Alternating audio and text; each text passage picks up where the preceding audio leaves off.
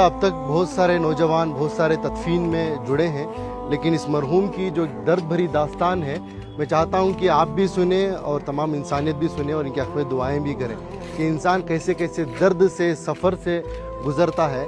जब ये अच्छा कमाते थे, केरला में रहते थे, सऊदी को गए थे, सऊदी को जाकर 90s की बात कर रहा हूँ, उस वक्त पर इनकी सैलरी 30,000 रुपये थी।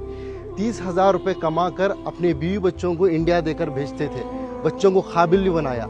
हम तो बार बार सुनते हैं कि माँ बच्चे को पेट में 9 महीने पालती है, लेकिन बाप जहन में ज़िंदगी भर पालता है, अपने औलाद के लिए कुछ भी कुर्बानी दे देता है। लेकिन जब बाप के पास पैसा आया, यानी इस मरहूम के पास, शमशुद्दीन साहब के पास, तो इन्होंने बीवी बच्चों को सऊदी को बुला लिया।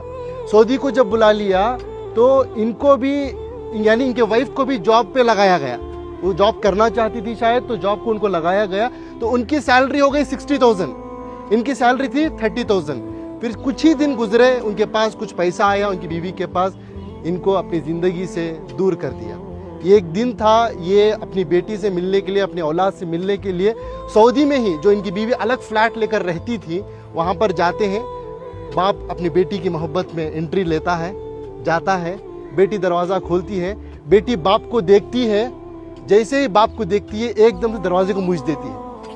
एक तमाचे की तरह इस मरहूम के चेहरे पर पड़ा। ये मैं नहीं कह रहा हूँ, ये इनकी खुद की ज़बानी है। मरने से पहले, कुछ दिन पहले इन्होंने इस वाक़े को बताया है। इसके गवाह हमारे इनायत साहब है, कहाँ है? हाँ, ये हैं। ये बता ये रहे हैं कि सऊदी से दिल दुखने के बाद, दर्द मिलने के बाद, बेंगलुरु के एक टॉप एरिया में एक बिल्डिंग में एक मैनेजर के तौर पर काम करते थे। ये खुद उसके गवाह हैं कि एक मिलिट्री की तरह सिस्टम था इनका, उसूल आदाब के पक्के थे, बिना आयरन के कपड़ा नहीं पहनते थे। ऐसी अपनी जिंदगी, छोटा सा कमरा था, सीढ़ियों के नीचे से बेड डालकर, एक पंखा लगाकर, उसे भी पाक साफ रखकर जीते थे। ये पूछने लगे कि भाई मैं तो समझा आप एक सिक्योरिटी गार्ड है, लेकिन आपकी ये पाकी सफाई को देखकर, आपके ये मिलिट्री सिस्टम को देखकर, आपकी इस डिसिप्लिन को देखकर मेरे अंदर सवाल पैदा हुआ, आपकी ज़िंदगी में क्या हुआ? तो उन्होंने ये अपनी दास्तान सुनाई, ये दर्द बताया। तो बस मैं इंसानियत से यही बात कहना चाहता हूँ कि दौलत तो कमाना है, वो मुकद्दर की मिलेगी, लेकिन अपने रिश्तों को बनाएं पहले, अपने बच्चों को, अपनी औलाद को मुसलमान बनाएं, इंसान बनाएं।